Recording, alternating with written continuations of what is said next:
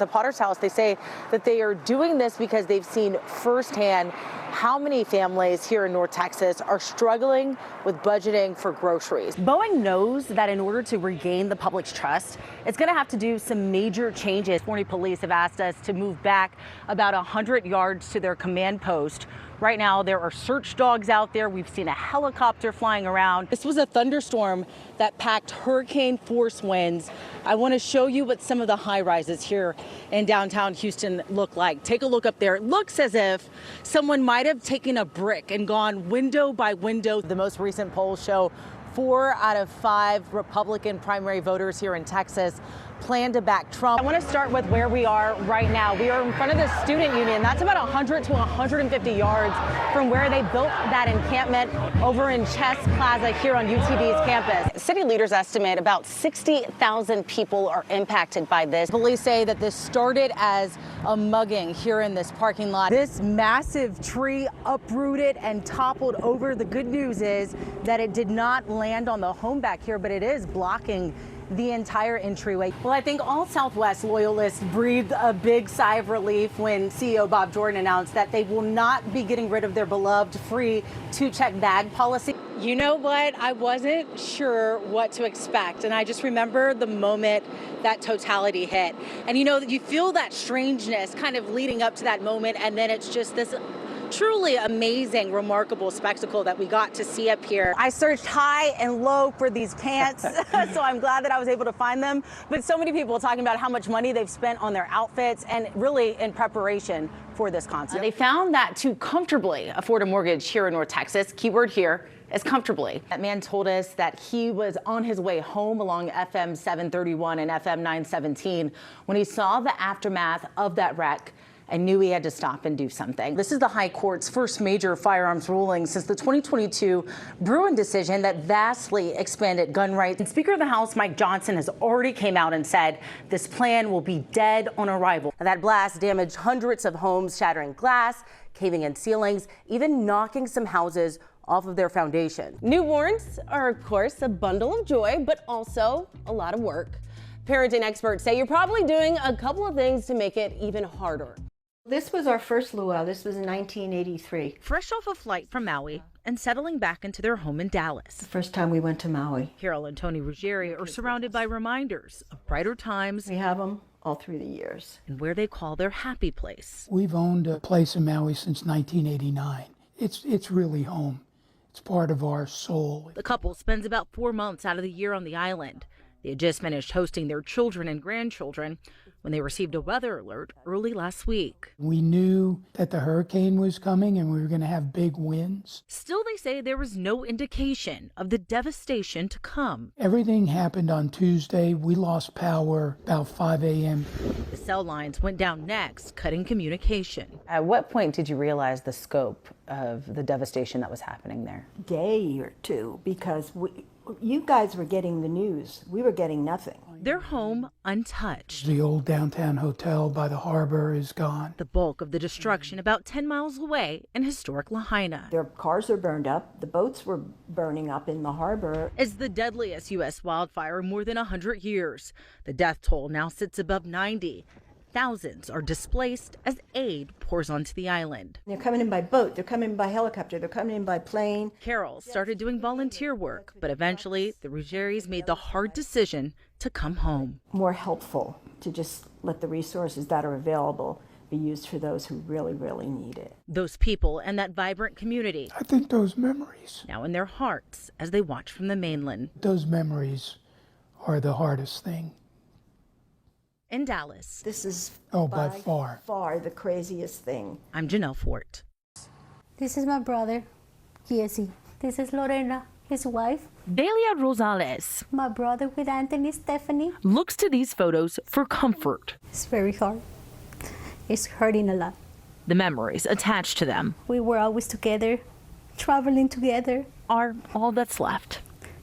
Basically, we were all a united family. We're still waiting for my brother to come by.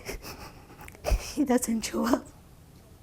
After a deadly crash in Grand Prairie Saturday that took the lives of her brother Jesse, sister-in-law Lorena, 13-year-old niece Stephanie and 6-year-old nephew Angel. That car got caught on fire so fast. The lone survivor, her 17-year-old nephew Anthony, in ICU fighting for his life. We're just trying to see if he's gonna be able to survive.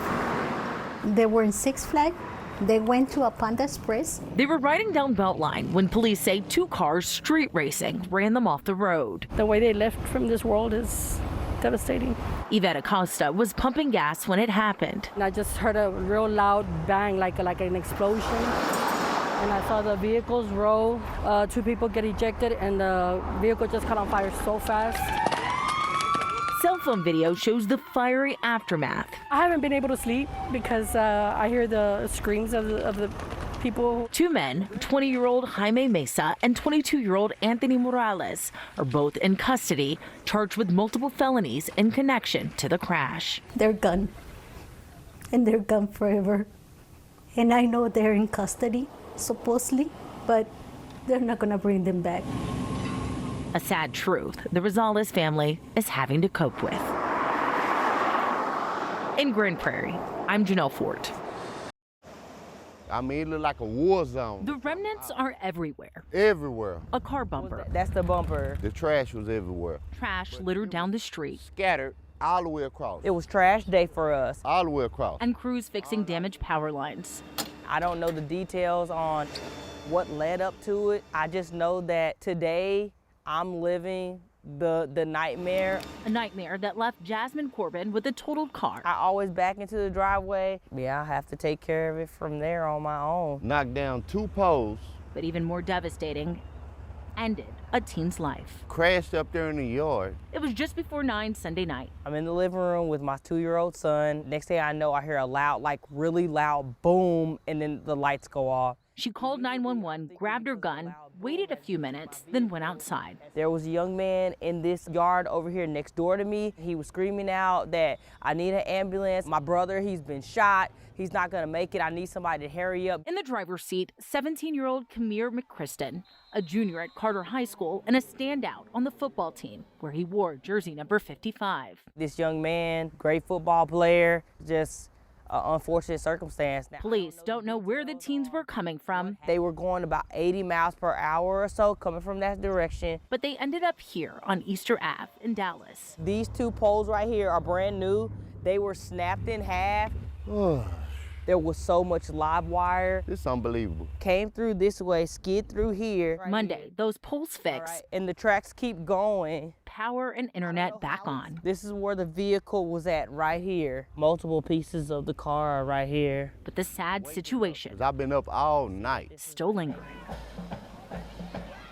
In Dallas, I'm Janel Forte.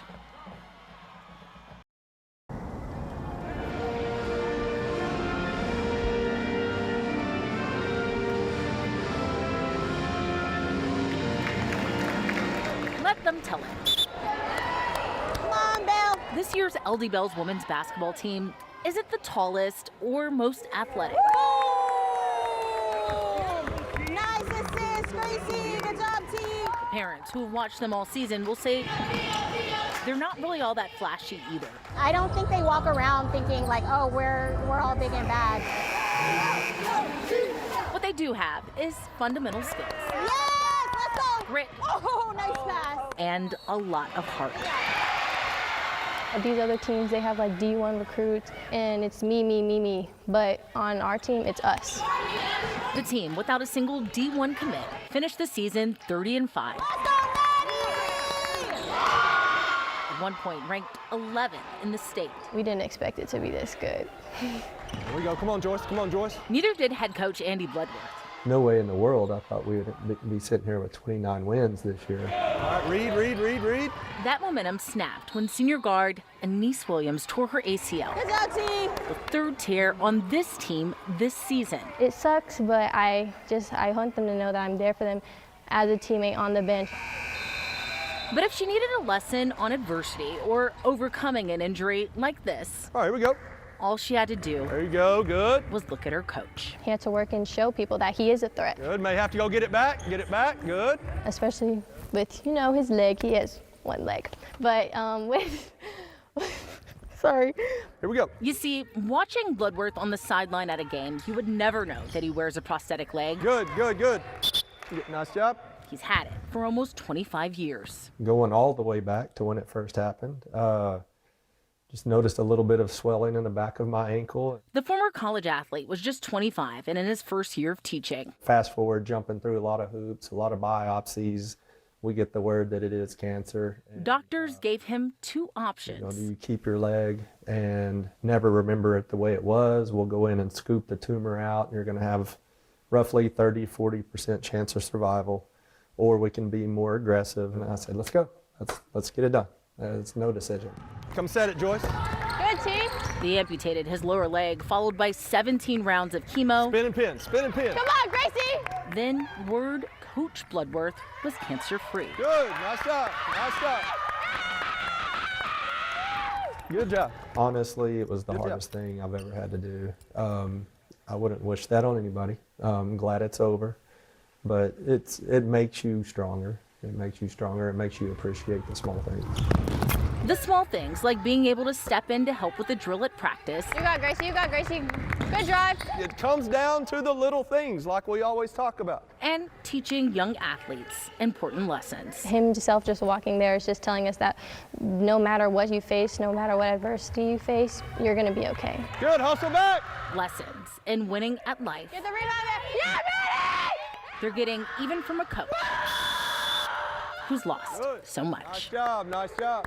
In Hearst, Boom. I'm Janel Forte.